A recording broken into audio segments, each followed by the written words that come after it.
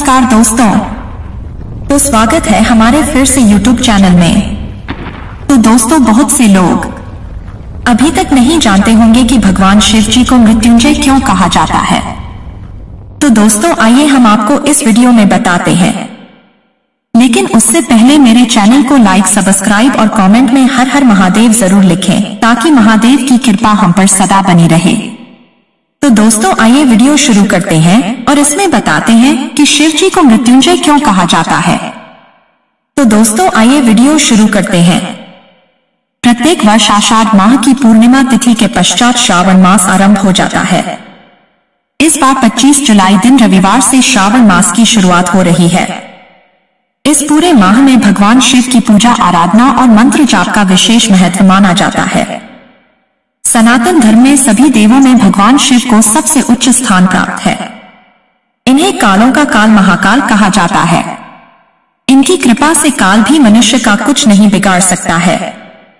शास्त्रों में भगवान शिव के कई चमत्कारिक मंत्र बताए गए हैं। इन्हीं में से एक है महामृत्युंजय मंत्र। यह मंत्र बहुत ही शक्तिशाली माना गया है।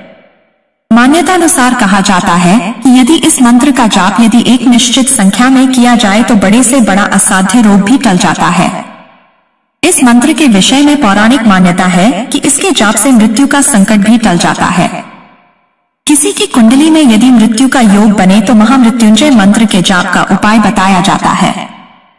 मान्यता अनुसार इसके जाप से मनुष्य को लंबी आयु प्राप्त होती है। सावन के माह में इस मंत्र का जाप करना बहुत ही शुभ फलदायी रहता है। भगवान शिव की कृपा से यमराज भी ऐसे व्यक्ति को कोई कष्ट नहीं देते हैं। आइए जानते हैं कि महामृत्युंजय मंत्र को क्यों माना गया है इतना प्रभावशाली और इस महामंत्र की रचना कैसे हुई। महामृत्युंजय मंत्र की उत्पत्ति के बारे में मिलने वाली पौराणिक कथा के अनुसार एक समय ऋषि मृकंडु ने संतान प्राप्ति के लिए भगवान शिव की कठोर तपस्या की।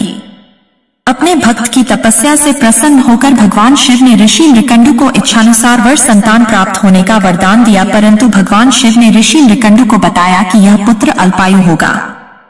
इसके कुछ समय पश्चात ऋषि मृकंडु को पुत्र रत्न की प्राप्ति हुई। पुत्र के जन्म के पश्चात ऋषियों ने बताया कि इस संतान की आयु केवल 16 वर्ष ही होगी। यह सुनते ही ऋषि मृकंडु विषाद से घिर गए। अपने पति को चिंता से घिरा हुआ देख जब ऋषि मृकंडु की पत्नी ने उनसे दुख का कारण पूछा, तब उन्होंने सारा वृतांत बताया। इस पर उनकी पत्नी ने कहा कि यदि शिव जी की कृपा होगी तो यह विधान भी वे टाल देंगे। ऋषि ने अपने पुत्र का नाम मार्कंडेय रखा और उन्हें शिव मंत्र भी दिया। मार्कंडेय सदैव शिव भक्ति में लीन रहा करते थे। समय बीतता गया और मार्कंडेय बड़े होते गए। जब समय निकट आया तो ऋषि मृकंडु ने अल्पायु की बात अपने पुत्र मार्कंडेय को बताई। इसी के साथ ही उन्होंने कहा कि यदि शिव जी चाहेंगे तो इसे टाल देंगे। तब अपने माता पिता के दुख को दूर करने के लिए मार्कंडेय ने शिव जी से दीर्घायु का वरदान पाने के लिए शिव जी आराधना शुरू कर दी।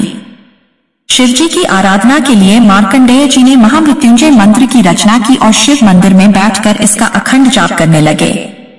ऐसे में पाश गलती से शिवलिंग पर जा गिरा। यमराज की आक्रामकता पर शिव जी अत्यंत क्रोधित हो गए और अपने भक्त की रक्षा हेतु भगवान शिव यमराज के समक्ष प्रकट हो गए। तब यमदेव ने विधि के नियम की याद दिलाई, लेकिन शिव जी ने मार्कंडेय को दीर्घायु का वरदान देकर विधान ही बदल दिया। इस तरह से मार्कंडेय ने भगवान शिव की भक्ति में लीन रहते हुए महामृत्युंजय मंत्र की रचना की और भगवान शिव ने यमराज से उनके प्राणों की रक्षा की। यही कारण है कि महामृत्युंजय मंत्र को मृत्यु टालने वाला मंत्र कहा जाता है। किसी भी काल में शिव का अस्तित्व बना रहता है। वे मृत्यु के मुंह में गए प्राणी के प्राण को खींचकर वापस ला देते हैं, इसीलिए इन्हें मृत्युंजय कहा जाता है।